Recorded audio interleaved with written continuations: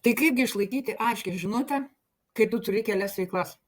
Niekam ne paslaptis, kad šiuo metu labai daug iš tinklinio marketingo atstovių dirba keliose kompanijose, tai yra turi kelias skirtingas veiklas. O kai jos turi kelias skirtingas veiklas, praranda aiškumą ir nuoseklumą, ypač kai neranda pastovių pajamų. Daugelis žmonių, su kuriais dirbu, papildomos veiklos, jiem atrodė, kad tai galimybė padidinti savo pajamas.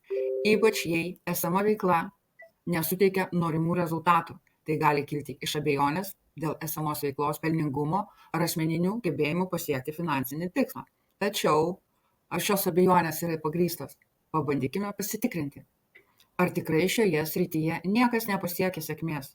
Ar niekas nesukūrė svajonių gyvenimo su ta pačia verslo galimybė? Nes yra labai daug žmonių, kurie kompanijose yra lyderiai, yra daug ką pasiekę. Tai mes pagalvokime, kad tai neįvyko per savaitę, 2 ar mėnesį, tai tęsiasi metų metais. Ir labai tikėtina, kad iki sėkmės trūksta ne dar vieno produkto tau, o pasitikėjimo savimi ir tinkamo darbo. Pavyzdžiui, tinkamas veiklos planavimas, aiški komunikacija, gera pardavimų sistema ir darbo įgūdžiai gali turėti didesnę reikšmę nei tai, kokią veiklą tu renkiesi.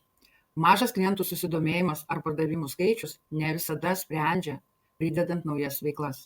Su tinkama komunikacija gali pritraukti idealų klientą, nesvarbu, ką tu siūlai. Žinoma, asmeninis domėjimasis taip pat prisideda prie gerų rezultatų. Jei tu turi kelias veiklas, svarbu tinkamai paskirstyti savo dėmesį ir energiją. Tavo potencialūs klientai turėtų matyti pridėtinę vertę, kad turi tu įvairių pasiūlymų. Net ir turint skirtingas veiklas, galima sukurti nuoseklumą komunikacijoje, kad potencialūs klientai greitai suprastų, kokią vertę tu turi. Išties gali būti pasirinkti vieną veiklą ir atsisakyti kitų, tačiau tai nėra vienintelis kelias ir išeitis. Aiškumo gali suteikti ne vienas pasiūlymas, bet bendras problemų sprendimas, ką tu siūlai. Kiekvienas tavo pasiūlymas turi spręsti konkrečią problemą.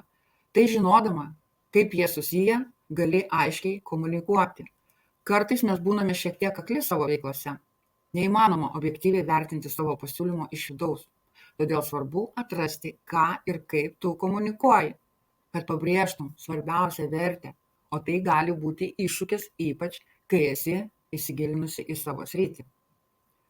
Mano uždaroje bendrovėje vienas pirmųjų žingsnių yra išgryninti savo kryptį ir pagrindinę žinutę. Nuo to momento, kai tai padarai, gali suformuoti individualią medžiagą savo coachingo, terapijos, tinklinio marketingo ar konsultacijų veiklai. Tada galėsi sukurti laiką ir energiją taupančią veiklos sistemą, bei performuluoti savo pasiūlymus, kad jie geriausiai atspindėtų vertę ir būtų patogus pardavimams. Visi šie žingsniai padeda nuosekliai bendrauti internetu. Tam skiriame mes labai daug dėmesio.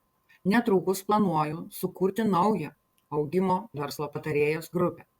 Jei norėtum prisijungti, susisiek su manim ir aš supažindinsiu su tolimesniais žingsniais.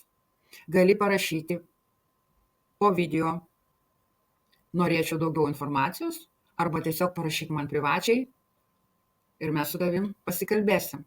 Jeigu tau patiko šis video, padėk laiką arba širdutę, o jeigu tu manai, kad tavo draugų rate, pažįstamų rate, kai kam irgi būtų įdomu paklausyti šio video, pasidalink su juo ir parašyk komentaruose, pasidalinau.